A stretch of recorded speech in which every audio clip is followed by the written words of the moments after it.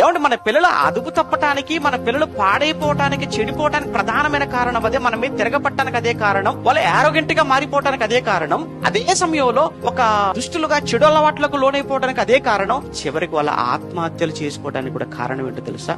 ఆ పిల్లలకు ఒరే నేను కన్నానరా, మీరు మా పిల్లలరా, మా పిల్లలేరా మీరు, అదిగో చూడరా మా పోలిక నీకు వచ్చిందిరా, ఆ చూడరా అవయవాలు చూడరా అంత సేమ్ అని చిన్నప్పటి నుంచి పిల్లలను బొత్తిగా అంటే బొత్తిగా పాడు చేసేసాం. అలా కాక ఒరేయ్ దేవుడు మాకు ఇచ్చాడురా నిన్ను, దేవుడు నేను ఇవ్వకపోతే మాకు సంతానం లేదురా, దేవుడు తల్లి గర్భంలో నిర్మించాడు, ఆయన నిర్మించకపోతే ఈ రోజు నువ్వు లేవురా అని చిన్నప్పటి నుంచి దేవుడే కారణం, నీ జన్మకు దేవుడే కారణం, నీ పుట్టుకకు దేవుడే కారణం, దేవుడు లేకపోతే మేము ఏమీ లేవు, నువ్వు లేవు అని చిన్నప్పటి నుంచి పిల్లలకు నిజంగా ఇలా ఇలా ఇలా మనం చెప్పుంటేనండి వాడు రేపొద్దున చావాలన్న ఆలోచన కూడా రాదు వాడికి. చావడు వాడు. అమ్మో దేవుడు ఇచ్చిందట ఈ జీవితం నాకు, దేవుడు నన్ను నమ్మి నాకు ఈ బ్రతుకునిచ్చాడట, మా అమ్మ నాన్నకు నన్ను ఒక గిఫ్ట్ గా ఇచ్చాడు, బహుమానంగా ఇచ్చాడు, దేవుడు దయచేశాడు మా అమ్మ నాన్నకు నన్ను అని కొంచెం ఆలోచించేవాడు కదా వాడు. అంటే ఈ సమాజంలో జరుగుతున్నటువంటి ఆ యవనస్తులైన పిల్లల ఆత్మహత్యలకు కారణం ఒక విధంగా చెప్పాలంటే వాళ్లకు చిన్నప్పటి నుంచే తల్లి తండ్రికి సరి అయినటువంటి